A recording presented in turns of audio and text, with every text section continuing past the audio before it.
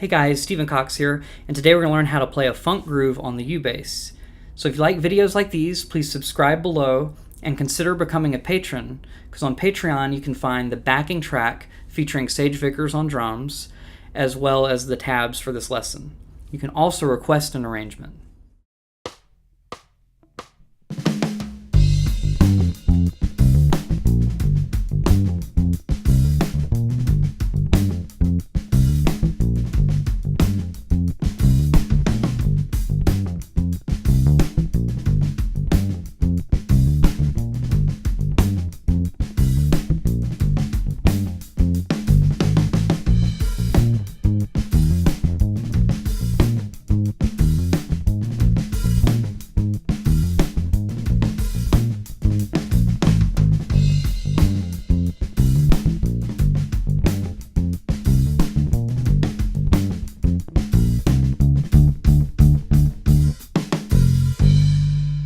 So let's get started. Here's the first measure. 3E and 4E and. So this measure uses some pull-offs and hammer-ons. Basically a pull-off is where you start with two notes fretted, so you're really playing the note closest to the body of the bass.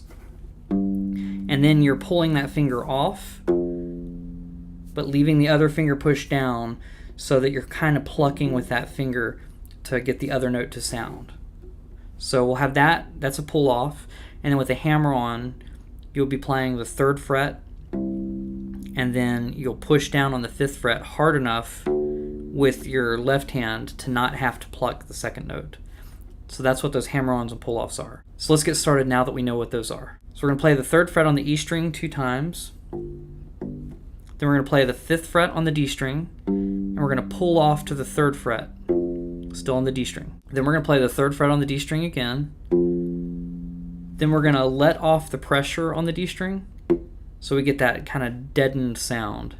So all I'm doing there is just touching the string lightly and still plucking with my right hand. So after that, we're going to play the 3rd fret on the A string, and we're going to hammer on to the 5th fret. And then we're going to do another ghost note, this time on the A string.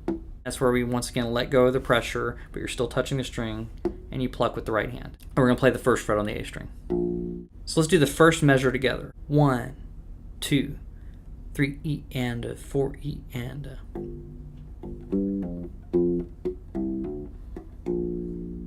So the second measure is really similar to the first measure. We start the same way. So all the way through that hammer-on, we do the same exact thing.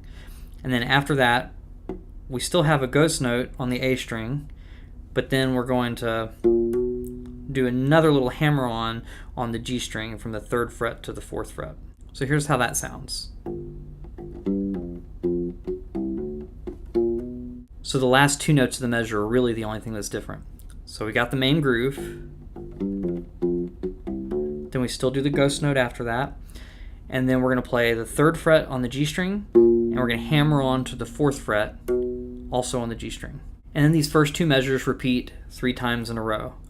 So after we've done that, we're going to do the first measure yet again after that 3 repeats, and then we're going to skip over to the 4th ending, which if you're looking on the tabs, it's the part with the little bracket with the 4 above it. So the 4th ending is going to sound like this. So we're still going to start with the 3rd fret on the E string twice. Then we're going to play the 5th fret and pull off to the 3rd fret on the D string. Then we're going to play the 3rd fret again, but this time there's no ghost note after it. Then we're just going to play the 3rd, 4th, and 5th fret all on the E string. So let's play that 4th ending together. 1, 2, 3, 4.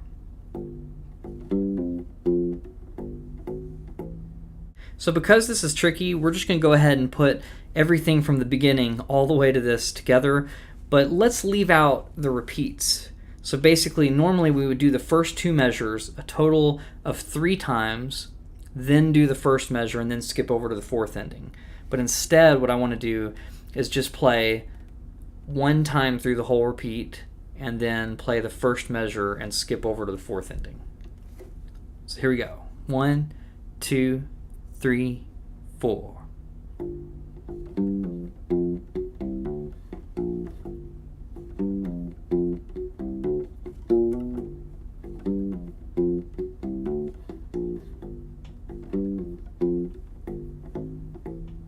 So if you're following along on the tabs, this is going to go down to the next line on the tabs.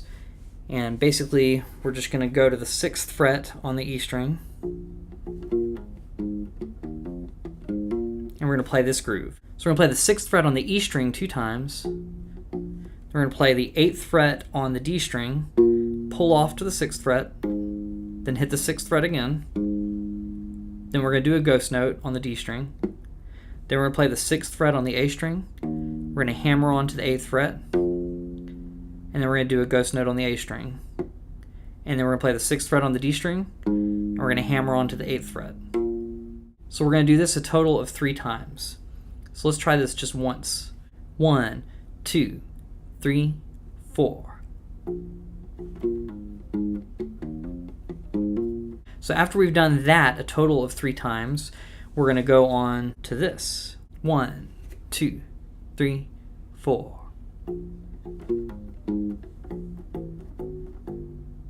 So this is going to be the 6th fret on the E string 2 times. Then we're going to do that same pull off from the 8th fret to the 6th fret on the D string. And then we're going to hit the 6th fret again. This time there are no ghost notes after that. Now we're just going to play on the E string 6, 5, and 4. So let's do that together. 2, 3, 4.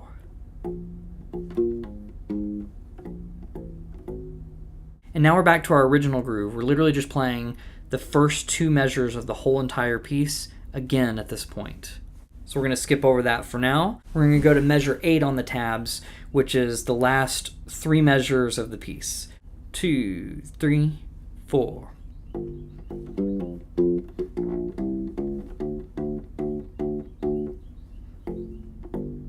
So first we're going to play the 3rd fret on the E string 2 times. Then we're going to do that same pull off from 5 to 3 that we did at the beginning. 5th fret on the D string, pull off to the 3rd fret on the D string. Then we're going to play the 3rd fret on the D string. We're going to actually pluck it after that. Then we're going to play a ghost note on the D string. Then we're going to go down to the A string and play 1, 3, 4. And then we're going to have to slide up to get to the 5th fret. And we're going to play the 5th fret 5 times in a row. 1, 2, 3, 4, 5. And then after that, we're going to wait. We're going to play the 1st fret on the E string. And then we're going to play the 3rd fret on the E string. So let's do the ending. This is the last 3 measures once again together. 1, 2, 3, 4.